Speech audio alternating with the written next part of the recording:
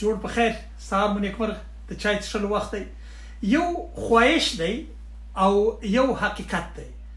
د امریکا خواهش دا دی چې دی راسي بیرته د بګرام په هوایي اډه کې میشت سي، خو حقیقت دا دی چې دمګړی دا ممکنه نه ده.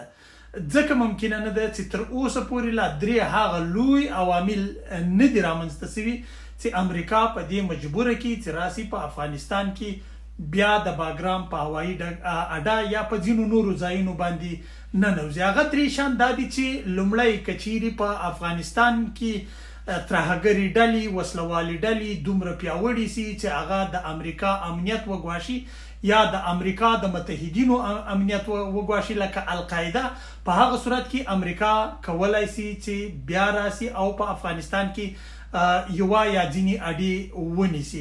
دومه خبره دا ده چې د امریکا لوی سیالان لکه چین او روسیه که د دوی اغیز زشت زیات سي پر افغانستان باندې او د هغوی هلته شتون ډیر پراخ سي، په دې صورت کې بیا امریکا کیدای سي چې د په منځنۍ اسیا کې د یوې اډې د لرلو تابع وکړي او هغه اډه به تر ډیره بریده پورې د باګرام هوایي ډګر وي. او دریم نکته تر ټولو ډیره مهمه ده، هغه دا ده چې که چیرې په افغانستان کې یو ستر انساني ناورین رامنځته سي او د ناورین فضا ډیره پراخه سي، ډیره غټه سي او ملګري ملتونه فشار واچي، نړیواله ټولنه فشار واچي، په هغه صورت کې بیا امریکا راتللی سي. خو دا راتګ به د دوی د ګډې همکارۍ نوم لري، دا به د پوځي برید یا د پوځي یرغل بڼه یا نوم نه لري. نو تر ډیره بریده پورې اندېښنه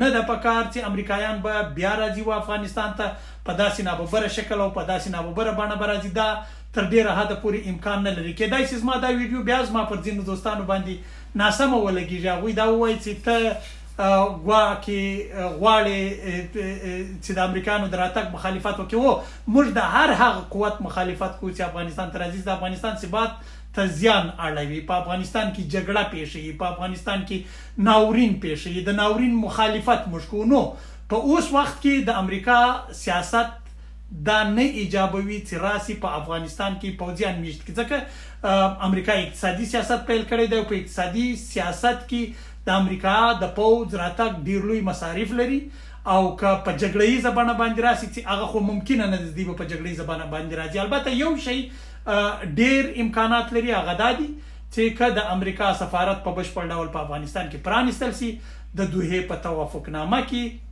یو تعداد تر زرو زیات، زه به دا وایم دقیق شمېر به نه وایو، تر زرو زیاتو عسکرو توافق سوی دی، په هغه باندې دغه زما خبرې اوري د طالبانو ځینې مشران او هغوی چې په دغه توافقنامه باندې ژور خبر دي، هغوی هم په آګاه دي په دې موضوع باندې. بیا په هغه صورت کې دوی کولی شي د توافقنامې له مخې راسي د خپل سفارت امنیت خوندي کړي، امنیت یې خوندي وساتي.